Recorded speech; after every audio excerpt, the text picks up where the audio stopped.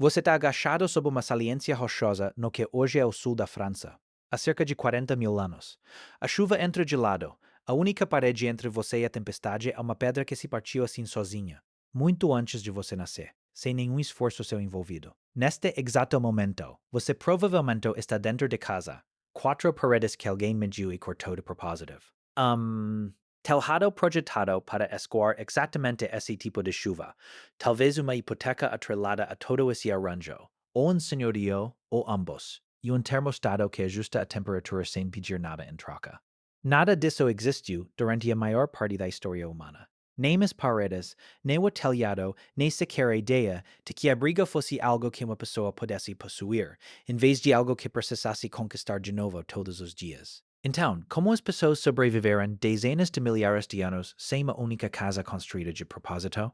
Em 1968, o arqueólogo Danny Nadal trabalhava perto do Mar da Galileia, em Israel, quando uma seca fez a água recuar e expor algo estranho no leito do lago. Era o Hollow 2, acampamento de pesca com cerca de 23,000 anos, preservado não pelo ar seco do deserto, mas pela lama e pela água que o mantiveram isolado do oxigênio por milênios. 6 cabanas ovais estavam ali, armadas com arbustos e galhos, algumas com pouco mais cheias de largura. Dentro de uma delas, pesquisadores encontraram uma cama de grama que ainda mantinha sua forma tecida, depois de mais de 20 mil anos debaixo d'água. Isso não era uma caverna encontrada por sorte durante uma tempestade.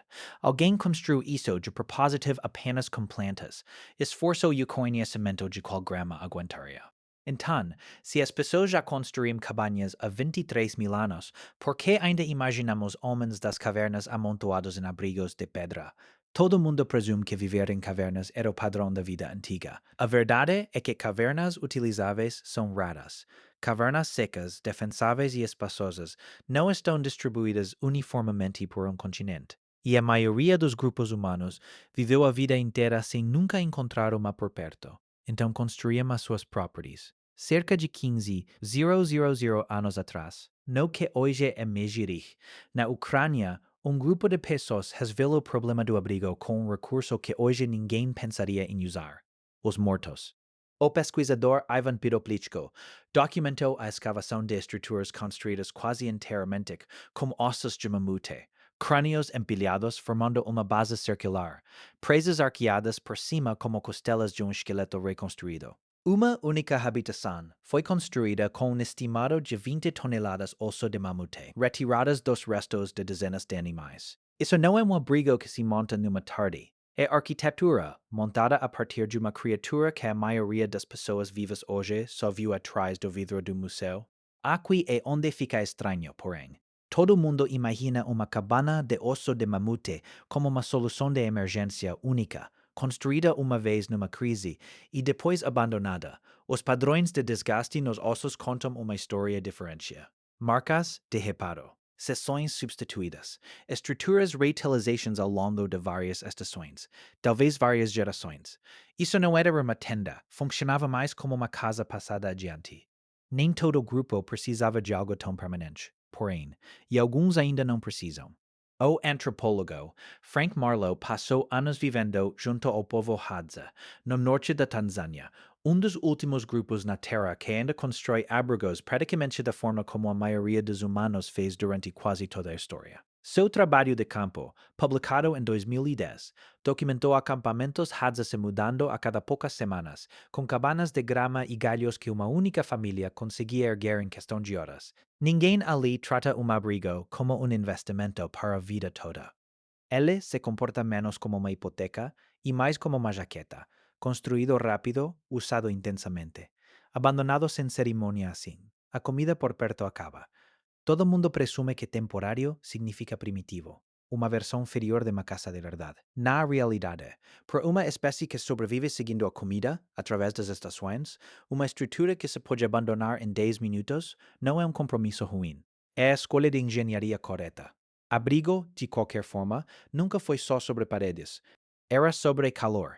E essa parte da história remonta a um tempo ainda mais distante do que qualquer cabana. Na caverna Wonderwork, na África do Sul, O arqueólogo Francesco Berna e seus colegas identificaram cinzas vegetais queimadas e fragmentos de ossos, datados de cerca de 1 milhão de anos atrás, entre as primeiras evidências sólidas de uso controlado do fogo em qualquer lugar da Terra.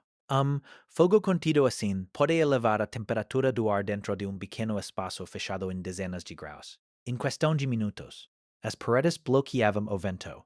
O fogo fazia todo o resto. Mas há problema imaginar tudo isso como algo aconchegante.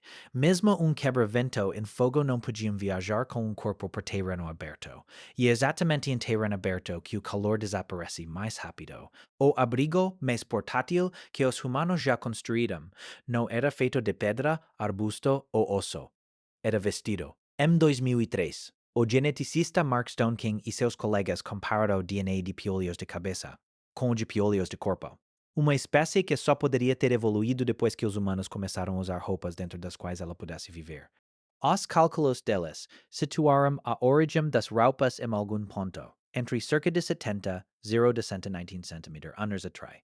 Uma única camada de pele animal, usada corretamente, pode reduzir perda de calor em mais da metade, em comparação com a pele nua exposta ao ar frio. Roupa era uma caça que a pessoa carregava nas costas, reconstruída todas as manhãs. Então a resposta honesta de como os humanos antigos sobreviveram sem caças nunca foi uma única invenção. Foram 4 empilhadas umas sobre as outras. Ler o terreno em busca de pedra que já cortasse o vento na direção certa. Construir algo rápido e descartável onde nada natural estivesse disponível. Manter fogo ácido no centro de qualquer estrutura que existisse naquela semana. Envolver o próprio corpo num abrigo pequeno o suficiente para se mover dentro dele. Nada disso precisava de uma planta. Nada disso precisava de 30 anos de prestações. O que precisava era de atenção constante, mover-se com as estações, reparar o que se desgastava, ensinar a uma criança qual grama mantinha a forma quando tecida apertada e qual simplesmente se desfazia na chuva, qual osso de animal aguentaria peso, e qual racharia. Errar qualquer desses pontos com frequência, demais tinha custo que não era apenas humanoide desconfortável. A verdadeira invenção nunca foi a casa. Foi o conhecimento de como continuar construindo uma, repetidamente, a partir do que quer que a Terra oferecesse naquela semana. Em particular, volte àquela saliência rochosa no sul da França. A chuva ainda entrando gelado, a pedra cumprindo uma função para a qual ninguém a construiu. Quem quer que estivesse sentado ali, não estava esperando ser resgatado pela arquitetura. Já sabia como se manter aquecido, como se manter seco, como dormir em segurança, usando materiais que apodreceriam, queimariam ou seriam levados pelo rio dentro de uma única estação. Hoje as paredes continuam de pé, quer alguém cuide delas ou não. Essa conveniência apagou silenciosamente uma habilidade que costumava definir uma vida inteira, a habilidade de ser alguém de quem um abrigo realmente lhe pudesse depender. Uma casa, não particularly shaped difference. Aquela saliência, aquele fogo, aquela pele bem enrolada contra o frio. Essas precisavam de você todos os dias, e essa necessidade era o único motivo pelo qual funcionavam.